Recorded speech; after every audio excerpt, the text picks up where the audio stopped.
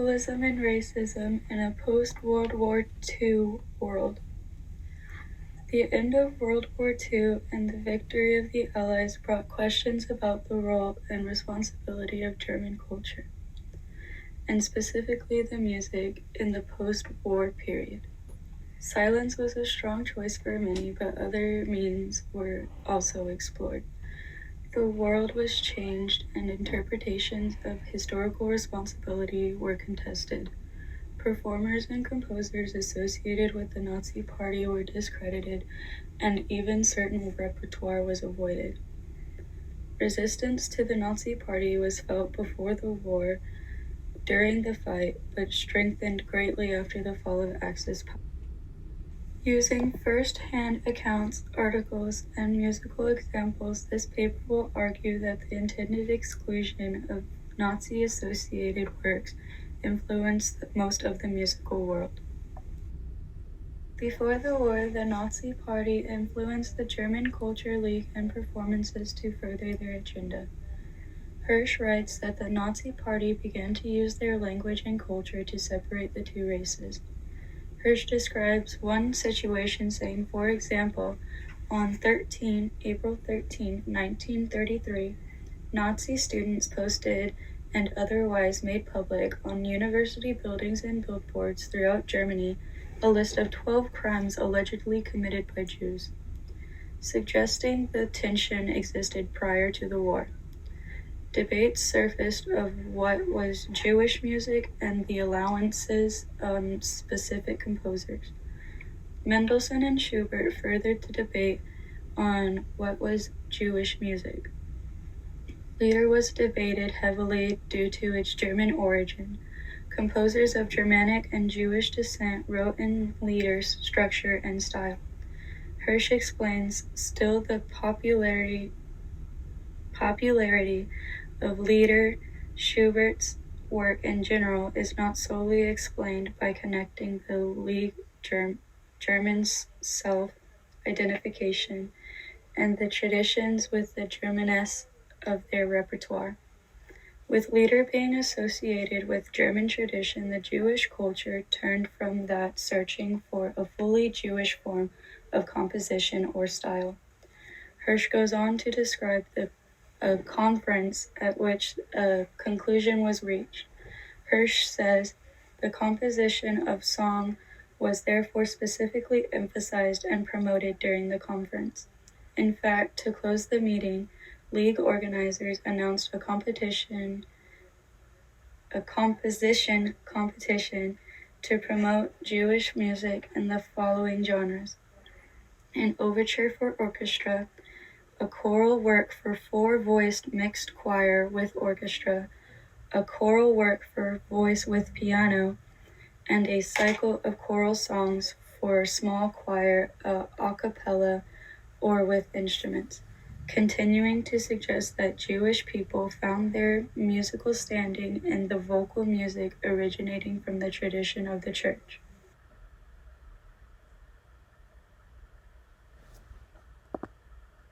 To prevent association with Jewish music, the Germans began to perform less music from debated composers in the time leading up to the war.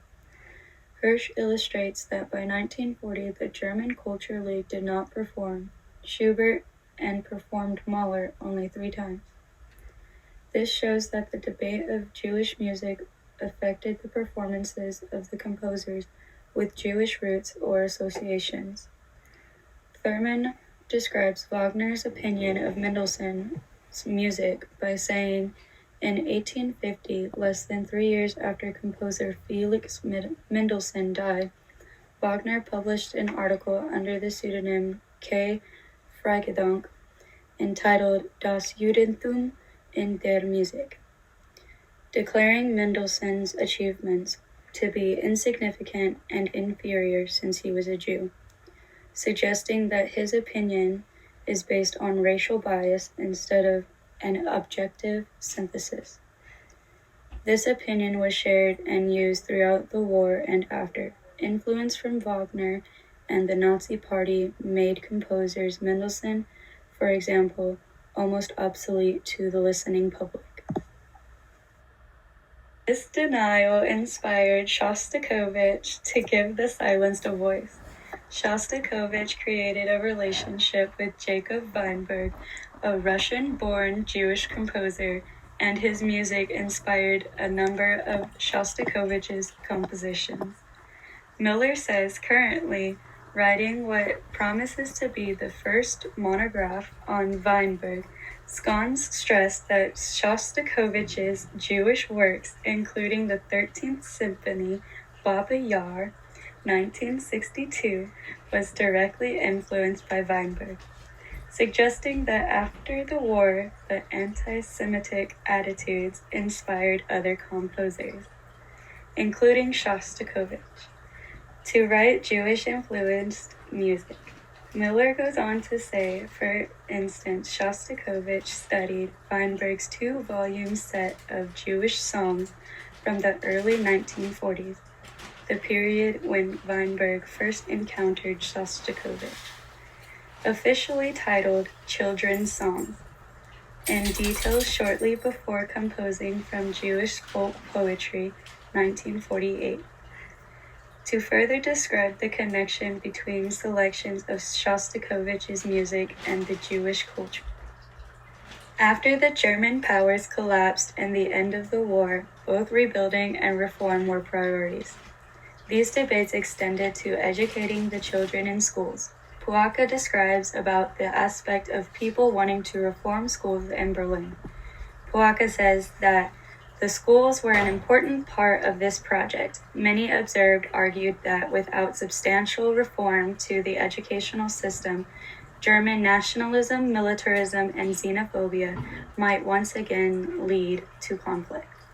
Puaka suggests that the Allies emphasized teaching democracy as well as the eradication of anti-Semitism.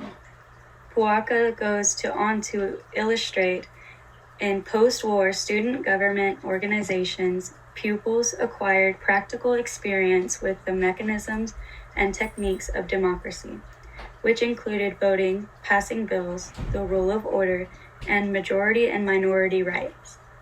This suggests that the school systems were given the students a way to oppose the past historical ideals of the leaders.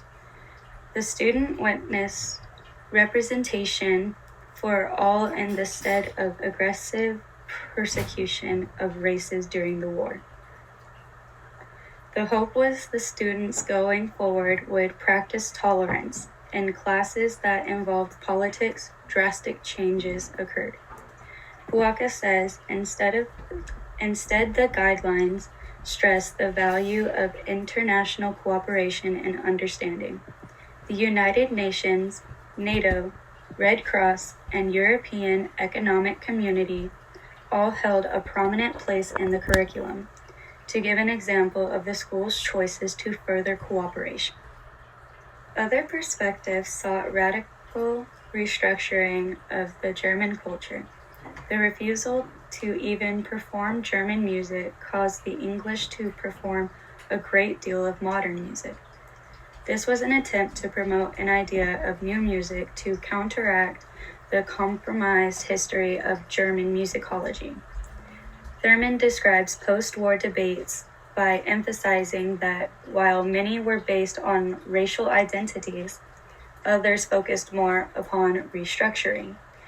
She says, the BBC, for example, broadcast jazz performances in Germany as a way to encourage cosmopolitanism in German culture, stating that the German public and music profession must be brought into contact again with musical taste and developments from which they have been cut off. An example of the Allies searching for a way to de-emphasize chauvinism regarding the German tradition, Thurman thus describes Germany engaging in their own denazification process. Thurman says, during the denazification in Germany, performances of Wagner's music were initially banned and later discouraged, and the Bayreuth Festival was shut down until 1951, displaying the refusal of music with Nazi influences. More denial occurred in the world with the denial of the history about the war. Potter says, to add to the confusion, most biographics of prominent musical figures thereafter, both scholarly and non-scholarly, glossed over the Nazi years entirely, to suggest that authors after the war sought to remove any Nazi ideals or history from the culture. Potter goes on to describe that the denial of this time created issues with understanding the musical history of the time. One way that this de-emphasis was strongly displayed was by the Bayreuth Opera Festival. The Bayreuth Festival originated from Wagner and created influence through the publicity of the festival. Vasoni describes, in keeping with the times, Wagner had a keen sense for publicity. He marketed himself and his project, at first perhaps intuitively, later explicitly and unabashedly. To suggest Wagner's influence came from the publicity of this festival. Wagner created an understanding that he was the forefront of music during his time. His influence arose from the publicity of the productions that were performed at his festival. Wagner also used the influence to provide verdicts on composition and artists during his time. After the war, the Bayreuth Opera Festival used their employed singers to make a statement. Thurman writes, the controversy surrounding the festival's procurement of Grace Bumbry, making her the first black musician to be a part of this festival. Thurman explains, for the opera director Wieland Wagner, hiring a black singer was part of the larger agenda to sever Bayreuth's ties from the most recent and turbulent past, to show the inspiring measures that the country was taking to create a positive change for the future of Germany. This decision was made for the statement it would make. Hiring an African-American singer had not occurred in all of the years of the festival. While Grace served the musical facet for the festival, she also made a political statement with her presence. The production that Grace performed in was so politically charged. Thurman describes Wieland Wagner's decision to perform Tannhäuser as a statement of Germany's struggle at the time. She says the opera is thus a personal struggle for Tannhäuser between its hedonism and religion, between his lust for the sensual temptress Venus and his love for saintly Elizabeth, suggesting the influence of the opera reflected what German society was struggling with at the time. The truth, of course, is that the past cannot be forgotten. A debate inevitably arose of how to handle the compositions of Wagner, as an outwardly spoken anti-Semite and the composer of many operas. These operas were greatly influential not just politically. Musically, the influence is seen in the leitmotif, for example, which later composers such as Puccini and Verdi adapted for their compositions. Wagner several times included characters which caricatured and denigrated Jews. Siddiqui gives an example by saying, the question of whether or not Wagner meant the Nibelung brothers, Albrecht and Mime, to be stereotypes of money-grubbing Jews, continues to trouble the lovers of his reign, suggesting that these questions still plagued a listening public. The debate became the notion of how to handle the performances and history of these operas. This was complicated debate with no easy answer. As Vasoni puts it, neither the damnation nor the rescue of Wagner is wholly convincing. The problem is, as Hans Meyer pointed out, is that there is no alternative to Richard Wagner, suggesting that there was no avenue to approach music history without going through Wagner. The debate continued for some time. whether Wagner was essential to the canon of music history. Bazzoni goes on to say, whichever way one approaches the issue, the connection between Wagner and things German is inescapable and hardly needs rehearsing. Whether we look at Wagner's project of creating a specifically German operatic form, his adaptations of Germanic legend, or his consistent characterization of the Bayreuth Festival as a national undertaking, to the reception in Germany and by Germans of Wagner's work, not to mention his anti-Semitic utterances, which would be problematic even if Auschwitz had never existed, suggesting that the majority believe that Wagner is canonically essential to the German part of music history. It is a checkered history, but the influences of his works and writings could not go unnoted. Musicians of German descent searched for jobs after the war and found a great deal of frustration and disappointment in this probing. In return, the Allies created organizations to assist the performers with licensing and leads, but the system was imperfect. Many who were licensed and still did not receive jobs. Rudolf Bing, for example, reminisces about attempting to hire a famous German composer and conductor, Wilhelm Furtwängler. The newest Metropolitan Opera performance season was on the horizon, and Bing was in the process of filling out the rosters for each production. He approached the Metropolitan Opera Board and Guild to procure him. The board and guild had their reservations due to Furtwängler's possible ties to the Nazi Party. Bing searched for exoneration from these accusations. By the time Bing received proof that Furtwängler had no affiliations, Furtwängler had become sick and passed away. The Met never had the opportunity to be under the baton of the influential conductor because of his German descent. Potter describes the treatment of Furtwängler. Potter says, the political involvement of the most prominent, such as Strauss and the famed Berlin conductor Wilhelm Furtwängler, could hardly escape notice. Furtwängler's denazification was an international cause célèbre and has carried over into popular culture with the stage play turned film about his trial, Ronald Harwood's Taking Sides. Describing that his treatment was famously unfair and sparked discussion for years. German composers and musicians were under intense scrutiny, but the scrutiny was not fully founded.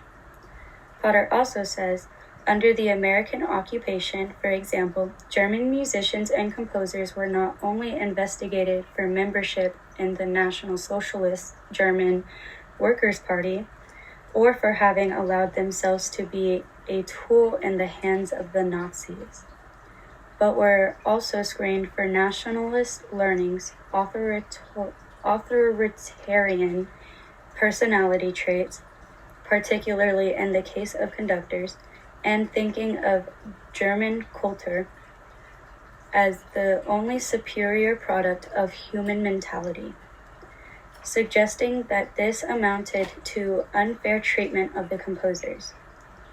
David Manaud also illustrates the complicated process of these musical organizations and their influence.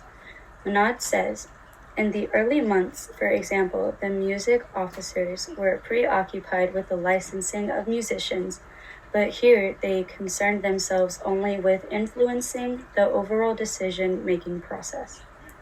The quote shows the lack of true power these organizations had in assisting these musicians in continuing their craft. It was impossible for the organizations to guarantee the jobs, but with only influence and their ability to greatly limited their effectiveness. Music, of course, has always sparked debates and discussions regardless of racial or radical influences. However, during and after World War II, the Nazis' involvement and influence in the music created a distinct musicology for the time. Composers were silenced and thrust into obscurity, and other composers were inspired to push back and create in spite of the resistance. Performers also experienced discrimination and judgment that in certain cases were unfounded. The debates on avoiding the history or embracing the opposition with fervor created change in momentous ways. The history of music and the popularity of composers were altered after the war.